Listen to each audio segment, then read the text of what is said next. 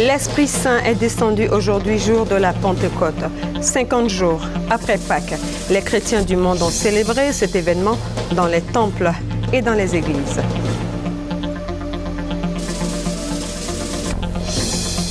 Remise officielle d'infrastructures réalisée par le projet d'assistance post-conflit à 5 localités de l'ouest de la Côte d'Ivoire, coût total à plus d'1 milliard de nos francs.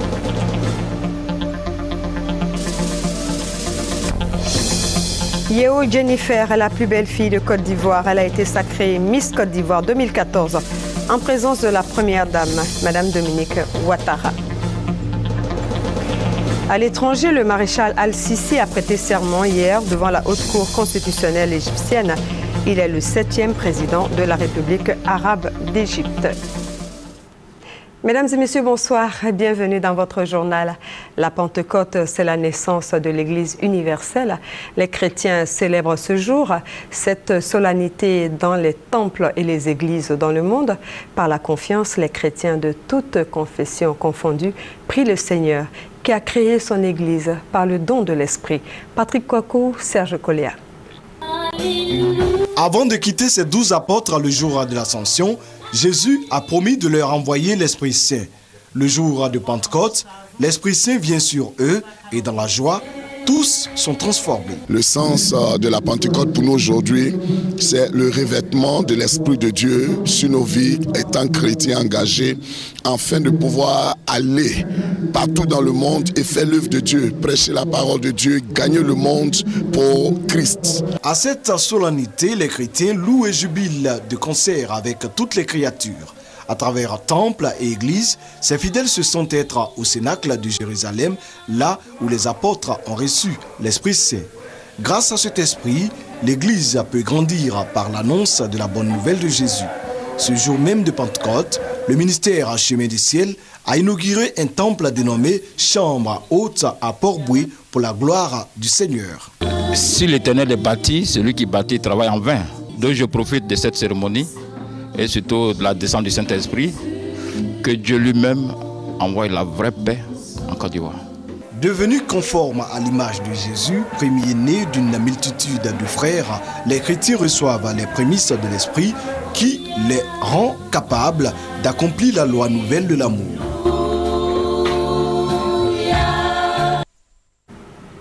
Les chrétiens du monde entier ont célébré la Pentecôte 50 jours après Pâques. Le Christ accomplit sa promesse de faire descendre l'Esprit Saint. Cet événement important constitue un moment unique de renouvellement des grâces dans l'Esprit. À la mission internationale d'évangélisation de la Riviera à Toban et à la paroisse Saint-Ambroise-Mavigne d'Angré, la Pentecôte a été l'occasion de célébrer la renaissance de l'Église de Jésus-Christ. Serge Koléa. L'onction de Dieu est une couronne sur vous. C'est le thème développé par le bishop Paul Simplice, président fondateur de la mission internationale d'évangélisation à la Riviera à Toban. À l'occasion de la célébration de la Pentecôte, cet événement chrétien qui marque la venue du Saint-Esprit, le bishop Paul Simplice a dit que le temps du règne de l'Église est arrivé. La Pentecôte est le renouvellement des dons et des missions confiées par Dieu aux chrétiens. Derrière la Pentecôte, il s'agit de former un peuple qui appartient à Dieu au sein d'une nation, une communauté. À travers cette communauté, Dieu envoie la lumière dans le pays, la prospérité dans le pays, le bonheur dans le pays, la paix dans le pays. En vérité, là où l'évangile est efficacement prêché, il y a moins de guerres, moins de troubles, moins de haine. Parce que l'onction vient avec l'abondance. Comme dans la plupart des églises, l'église à Saint-Ambroise-Mavigne de Cocody, en Gré, a célébré la solennité de la Pentecôte. Dans la ferveur, les fidèles ont vécu ce moment qui marque la réalisation de la promesse de Jésus-Christ d'envoyer 50 jours après la Pâque l'Esprit Saint. Un Esprit Saint pour animer, pour vivifier et faire resplendir son Église. Ce jour de la Pentecôte, Dieu le Père a créé l'onction de l'unité. Il y a eu ce jour-là à Jérusalem, le jour de la Pentecôte. Il y a eu des Libyens, des Égyptiens et des Juifs qui ont parlé le même langage. Des gens venus de très loin à Jérusalem, ville de l'unité, pour vivre ensemble, pour faire la paix ensemble. Toute chose qui appelle la bénédiction sur la Côte d'Ivoire dans une foi expressive pour appeler la réconciliation entre le sud et le le nord, entre le centre et l'est, pour faire vivre la Côte d'Ivoire de la communion de Dieu, dans la communion de l'Esprit Saint. Je crois en cette unité, je crois en la Côte d'Ivoire, je crois en l'effusion du Saint-Esprit pour ce pays, afin que revienne sa prospérité et sa paix. À la paroisse Saint-Ambroise, Mavigne, le père curé Seka Pascal a partagé aux fidèles cette effusion du Saint-Esprit qui a rallumé, a-t-il dit, l'Église de Jésus-Christ et qui l'a fait renaître. La communauté ariste a également célébré la Pentecôte ce dimanche, un moment spécial, un moment de communion et de fusion du Saint-Esprit. Au temple Aris Noé de Yopougon, les fidèles et les prédicateurs ont prié au nom de Jésus. Et Jeanne Atoubé. Les fidèles chantant et dansant, suivis dans leur acte par les prédicateurs. Nous sommes à l'église Ariste Temple Noé de Yopougon. Le jour de Pentecôte est un moment particulier pour les fidèles de ce temple. Tous ensemble, dans un même lieu, ils ont été emportés par le même élan de joie et d'allégresse. Dieu te dit qu'il ne regarde pas ce que tu as pu faire antérieurement. Il ne te regarde pas ta vie sombre, mais il te tend une main ouverte. C'est par ce message que je demande à Dieu de mettre dans l'âme de chacun le Saint-Esprit pour que nous soyons des chrétiens heureux, habités par l'Esprit de Dieu. Une heure plus tôt, le chef prédicateur Mobio Liodan évoquait devant les fidèles la descente de l'Esprit Saint sur les disciples de Jésus à travers la lecture des Actes des Apôtres en son chapitre 2, versets 1 à 11. Dans son sermon, il a invité les chrétiens aristes à ressembler à Jésus, à le suivre et à lui rester fidèles par le respect des valeurs qu'enseigne l'Église. Après la célébration de la Pentecôte, on s'intéresse maintenant à la fin de la visite de 5 jours du président de l'Assemblée nationale du Sénégal, Moustapha Niasse. Une visite pour renforcer la coopération parlementaire entre le Sénégal et la Côte d'Ivoire.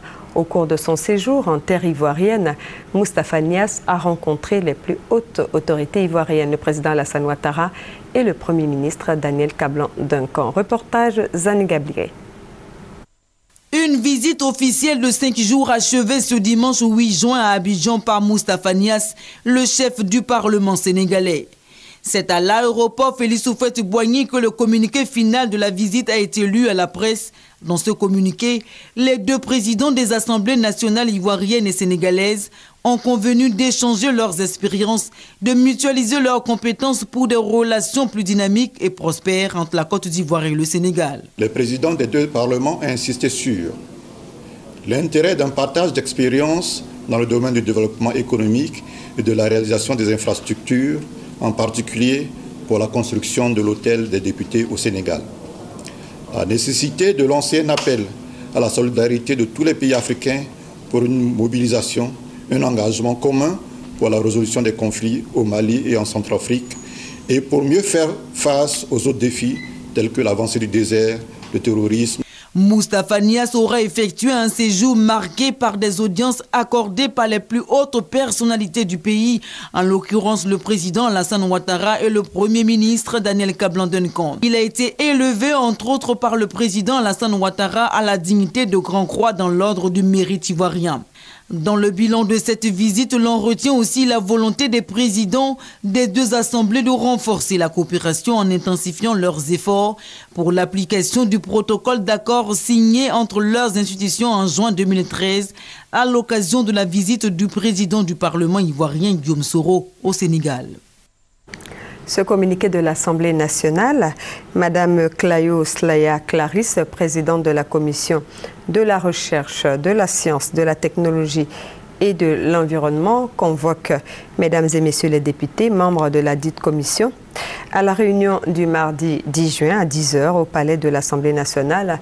À l'ordre du jour, l'examen du projet de loi portant code forestier.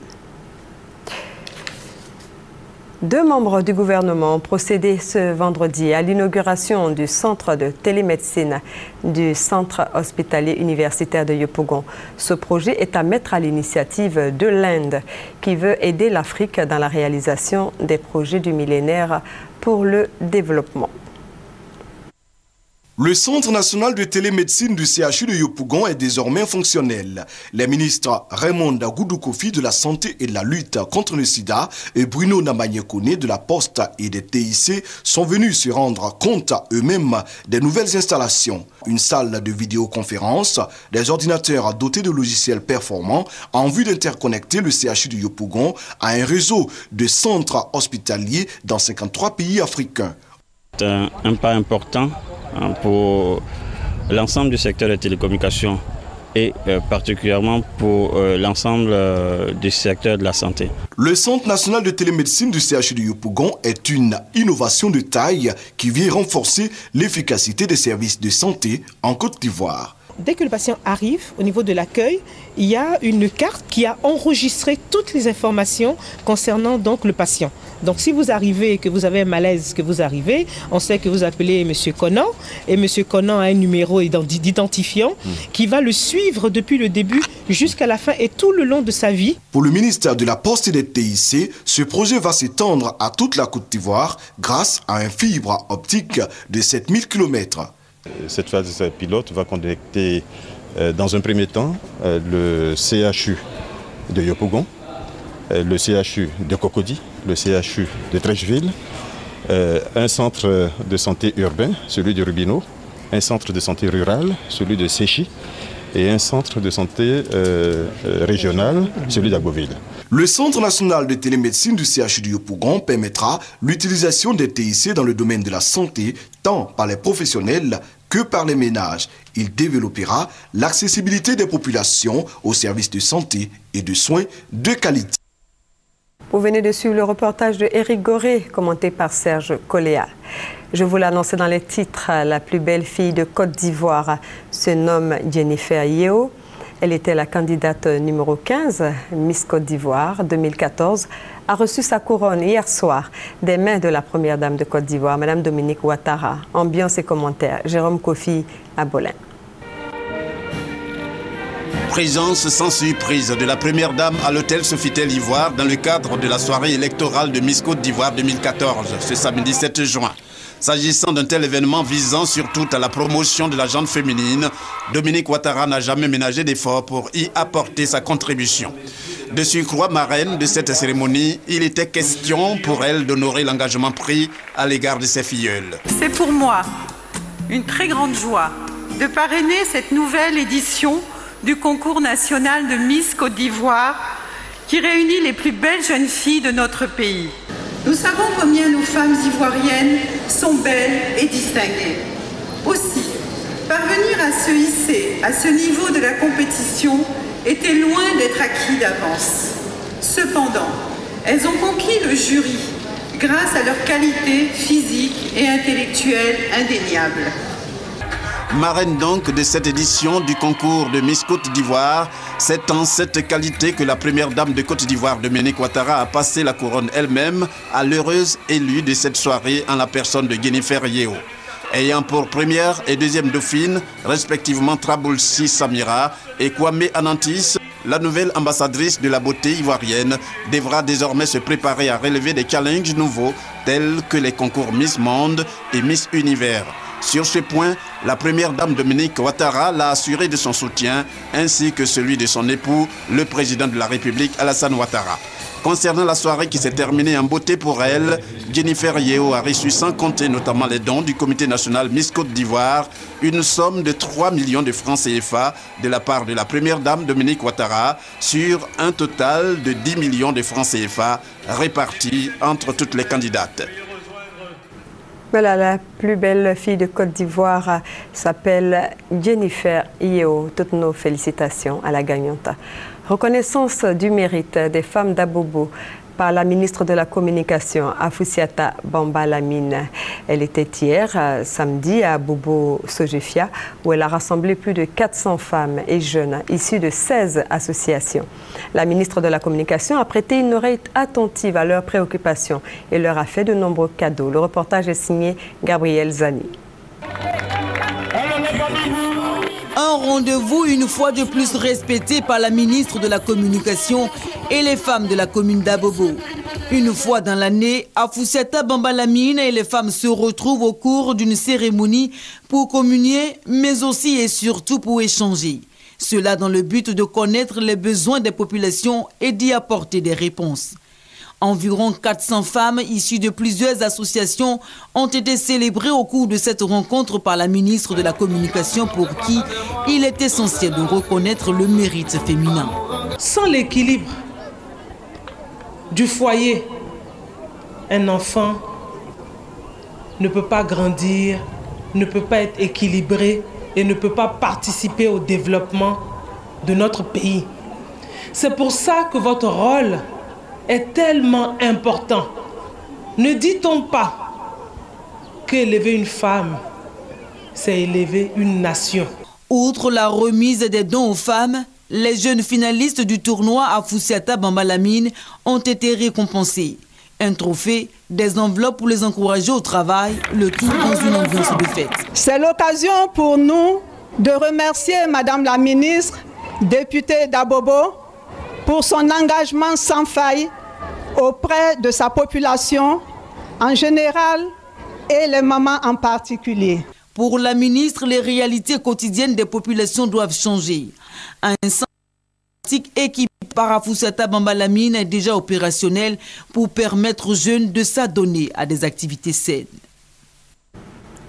La RTCI, l'autorité de régulation des télécommunications de Côte d'Ivoire, a engagé des réformes dans les secteurs des TIC, de la poste et de la téléphonie mobile pour le bien-être des consommateurs. Bilé Diemeleou, le directeur général de la RTCI, était l'invité du magazine du dimanche, présenté par Delphine Goula. Il est revenu sur ces réformes et sur la mise en demeure de certains opérateurs de téléphonie mobile extraits. Lorsque vous prenez votre poste et que vous avez des agréments, vous constatez que vous êtes coupé tout le temps, vous n'arrivez pas à avoir votre correspondant, ou alors que vous êtes dans une zone de couverture non couverte, mais nous sommes obligés d'apprécier et d'interpeller les opérateurs. Ça, c'est quelque chose de visible. Nous avons à notre niveau, au niveau de la direction générale, nous avons des services qui sont à la direction générale pour recevoir les plaintes des clients, et ensuite nous portons cette plainte-là chez l'opérateur. Nous demandons à l'opérateur d'intervenir. Nous avons aussi un guichet unique qui va être opérationnel très bientôt, où les consommateurs peuvent venir quand ils ont des préjudices à signaler. Le citoyen ivoirien qui se trouve dans le secteur des télécommunications va se rendre compte que la qualité de service s'est améliorée, par exemple. Lorsque la qualité de service s'améliore et que les prix baissent au fur et à mesure, c'est parce qu'il y a un régulateur qui veille sur ces prix-là. Voilà, le directeur général de la RTCI était donc l'invité du magazine du dimanche. Après la crise post-électorale, un plan d'urgence a été élaboré par le gouvernement à travers le PAPC, le programme d'assistance post-conflit. Objectif, faciliter le retour des déplacés internes et consolider la paix. Ainsi, plus d'1 milliard de nos francs a été investi dans l'ouest du pays. Les résultats du projet ont été présentés au Premier ministre et remis aux populations des 5 localités bénéficiaires, à savoir Niambli, Toa, Zéo, Delobli et Dianouin. Le point de Sidonie Davila. Les populations de Niambli, Toa, Zéo, Delobli, Dianouin, Diokwe reçoivent des mains du Premier ministre Daniel Kablan-Duncan les clés de leur maison, des titres fonciers, des extraits de naissance.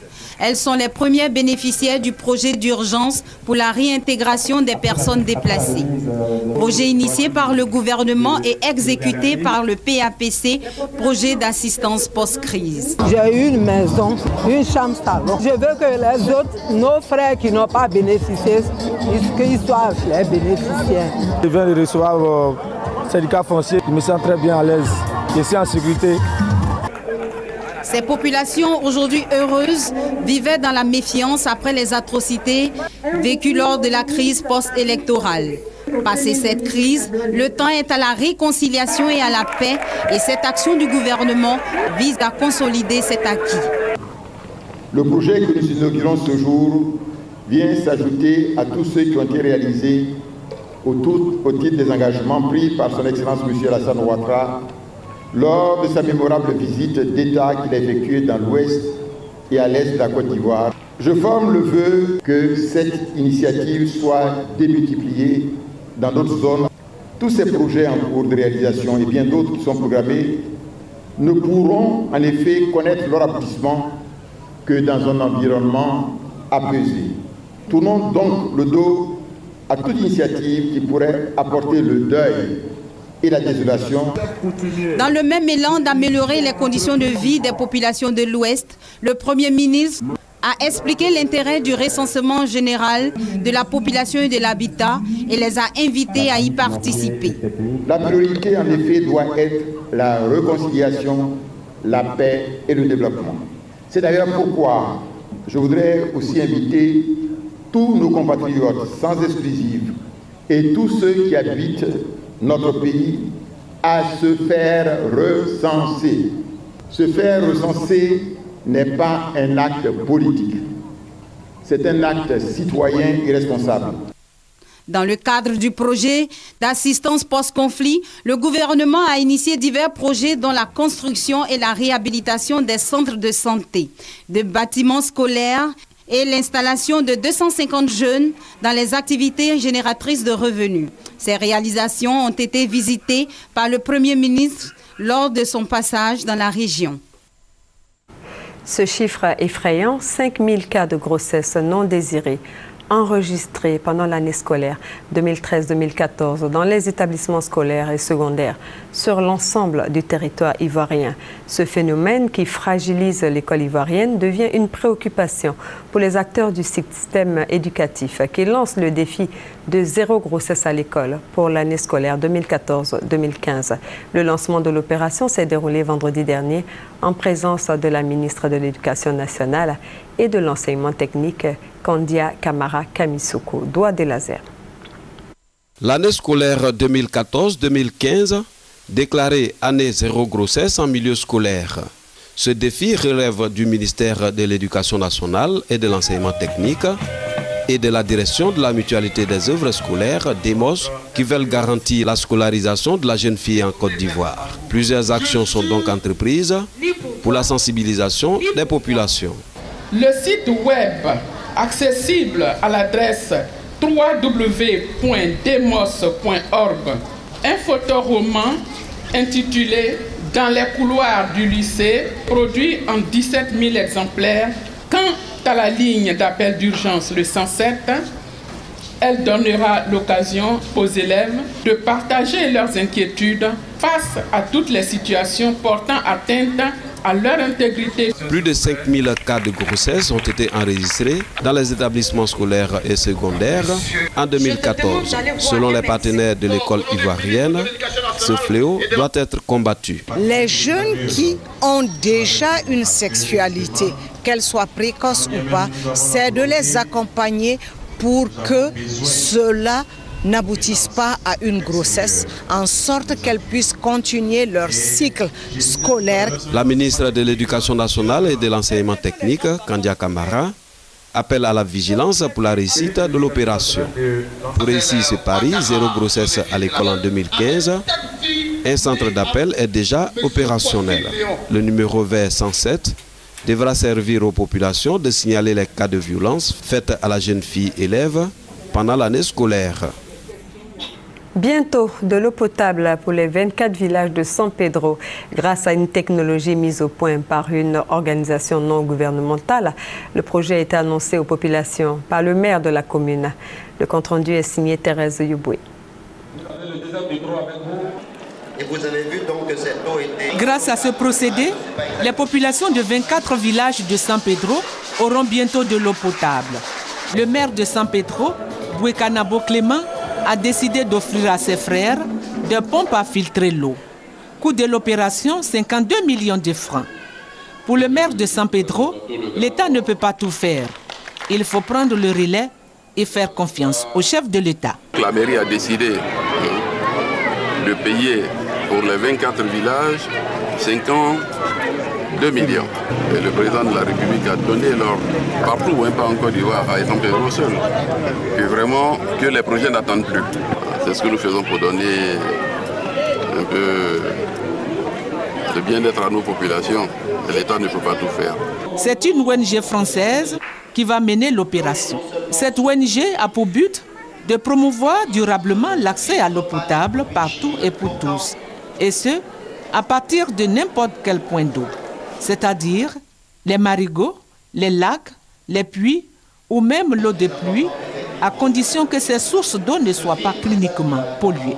Le chef du village de San Pedro a exprimé la gratitude de la population au maire Nabo Clément et particulièrement au président Alassane Ouattara qui ne ménage aucun effort pour assurer le bien-être des populations.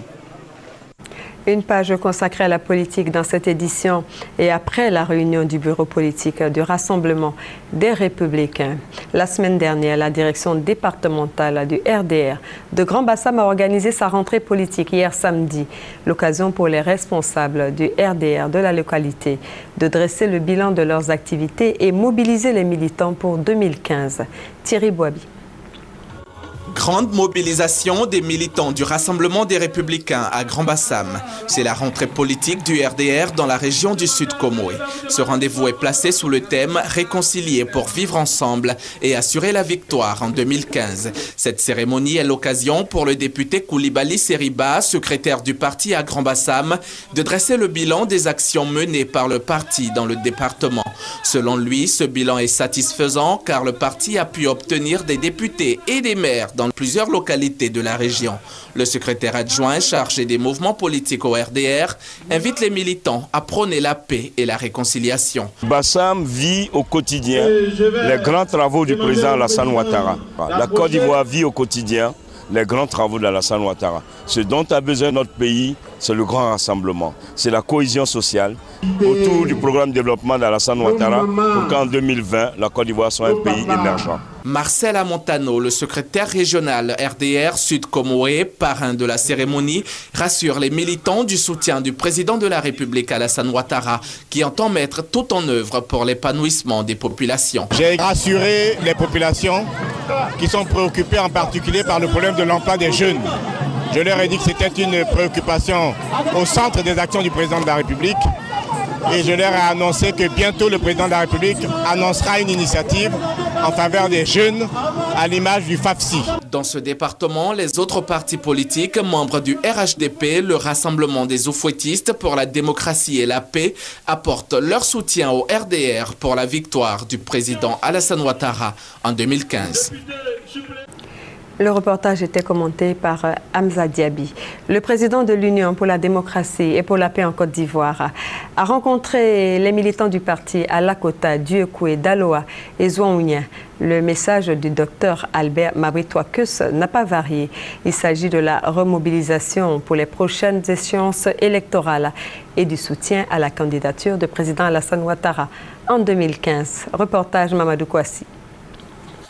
Le président de l'Union pour la démocratie et pour la paix en Côte d'Ivoire, UDPCI, à la rencontre de ses militants. Albert Mabritouakus est allé féliciter ses militants pour l'élection du président de la République Alassane Ouattara au second tour de la présidentielle 2010 et pour l'élection des députés du parti. Ces différentes rencontres ont été l'occasion pour la direction de l'UDPCI de mobiliser ses militants pour affronter les futures batailles électorales.